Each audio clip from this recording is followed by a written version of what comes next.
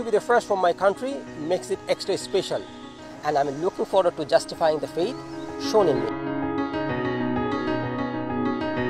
প্রথম বাংলাদেশি আম্পায়ার হিসেবে আইসিসির এলিট প্যানেলে যুক্ত হয়েছিলেন শরফুদ্দৌলা সৈকত। এলিট প্যানেলে যুক্ত হওয়ার পর প্রথমবারের মতো আইসিসির কোনো বিশ্ব আসরে আম্পায়ারিংয়ের দায়িত্ব পেলেন এই বাংলাদেশি আম্পায়ার। যুক্তরাষ্ট্র এবং ক্যারিবিয়ান দ্বীপপুঞ্জে আয়োজিত এবারের টি-20 বিশ্বকাপে দেখা যাবে তাকে।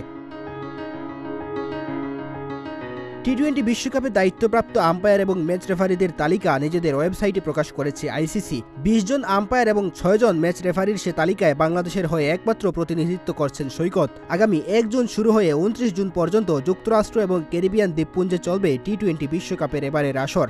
20 দলের এই টুর্নামেন্টে 28 দিনে 9 ভেন্যুতে অনুষ্ঠিত হবে 55 ম্যাচ, যেখানে আম্পায়ারের দায়িত্বে মাঠে দেখা যাবে তাকে। এর আগেও বিশ্বকাপে আম্পায়ারিং করার অভিজ্ঞতা রয়েছে সৈকতের। গত বছর ভারতে অনুষ্ঠিত ওয়ানডে বিশ্বকাপে আম্পায়ারিং করার সুযোগ পেয়েছিলেন তিনি। 5 ম্যাচে চতুর্থ আম্পায়ার হিসেবে দায়িত্ব পালন করেছিলেন সৈকত। ওয়ানডে বিশ্বকাপে দারুণ পারফরমেন্সের কারণে প্রথম বাংলাদেশি হিসেবে আইসিসির এলিট প্যানেলেও যুক্ত হয়েছিলেন তিনি।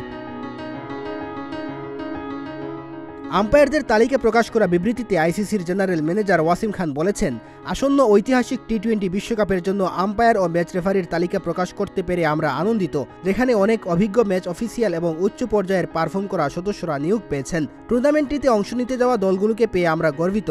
আমরা আত্মবিশ্বাসী যে আমাদের ম্যাচ অফিসিয়ালরা খুব শক্তভাবে তাদের দায়িত্ব পালন করবেন। রোমাঞ্চকর এই লড়াইয়ে তাদের জন্য শুভকামনা।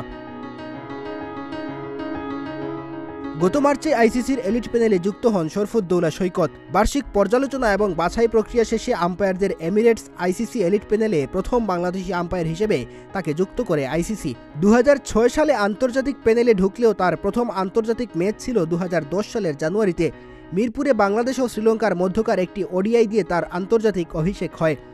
এখন পর্যন্ত পুরুষদের 10টি টেস্ট ম্যাচ, 63টি ওয়ানডে এবং 44টি টি-20 ম্যাচে মাঠের আম্পায়ার হিসেবে কাজ করেছেন।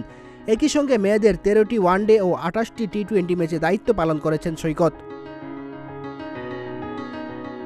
2017 ও 2021 নারী ক্রিকেট বিশ্বকাপের অংশও ছিলেন সৈকত। 2018 সালে নারীদের টি-20 বিশ্বকাপেও দায়িত্ব পালন করেছেন। তবে 2023 সালের ভারত বিশ্বকাপে প্রথমবারের মতো পুরুষদের বিশ্বকাপে অংশ নেন এই আম্পায়ার। ডেস্ক রিপোর্ট, প্রতিদিনের বাংলাদেশ।